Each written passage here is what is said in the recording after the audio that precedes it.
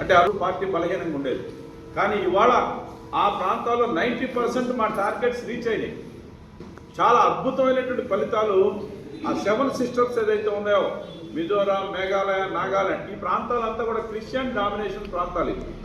ఆ ప్రాంతాల ప్రజలు కూడా ఇవాళ జనతా పార్టీని పూర్తిగా హక్కును చేర్చుకుంటున్నారని చెప్పడానికి ఇది నిదర్శనం.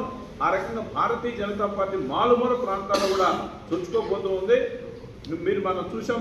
మహారాష్ట్ర ఎన్నికల ఫలితాలు కానీ ఇవాళ జరుగుతున్నటువంటి ఎన్నికల ఫలితాలు కూడా కాంగ్రెస్ పార్టీ పూర్తిగా శృంగభంగం అయింది.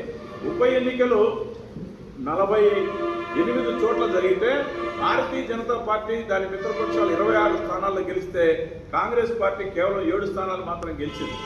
పార్లమెంట్ ఎన్నికల తర్వాత జబ్బలు చర్చుకొని మేమేదో కాంగ్రెస్ పార్టీ పెరిగిపోతుందని చెప్పినటువంటి వాళ్ళకి ప్రజలు సరైన సమయంలో వాళ్ళ గుణపాఠం చెప్పారు. అందులో భారతీయ జనతా పార్టీ ప్రజలకు సంక్షేమ అభివృద్ధి కార్యక్రమాలను 2 కళ్ళుగా తీసుకొని పార్టీని సంస్థాగతంగా ముందుకు తీసుకుపోవడం దీంట్లో భాగం. మరొకసారి మహారాష్ట్ర కానీ హర్యానా కానీ మూడోసారి ఎన్నికలకు రావడానికి కారణం ఏంటంటే బూత్ స్థాయిలో భారతీయ జనతా పార్టీ బలమైనటువంటి కమిటీలను వేయడం ద్వారా డెమోక్రటిక్గా అన్ని వర్గాల ప్రజలను దగ్గరికి హక్కును చేర్చుకోవడం ద్వారా భారతీయ జనతా పార్టీ విజయం సాధిస్తూ ఉంది. మా విజయానికి ప్రధాన కారణం మా బూత్ కమిటీలు, మా పన్నా ప్రముఖులు.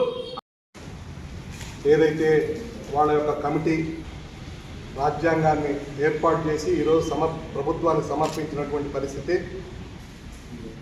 ఈరోజు అని చెప్పి మీ అందరూ కూడా తెలియజేస్తూ, ఈ రాజ్యాంగాన్ని జనవరి 26 రిపబ్లిక్ డే అమెండ్మెంట్ జరిగింది. ఏదైతే రాజ్యాంగం ఆ రోజు అమలుపరచడం జరిగింది. ఈరోజు బడుగు బలహీన వర్గాలు కావచ్చు, అదేవిధంగా ఈ దేశంలో అనేక చట్టాలు, అనేక విధానాలు కొనసాగుతున్నాయంటే వారి యొక్క టీము, అంబేద్కర్ గారి యొక్క ఆయన ఆలోచనతో జరిగినటువంటి విషయం.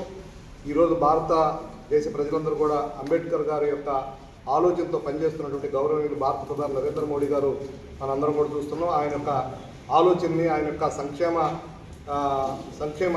సంక్షేమాలను కూడా ఈరోజు ప్రవేశపెట్టినటువంటి పరిస్థితి మనందరం కూడా తెలియజేస్తున్నాం.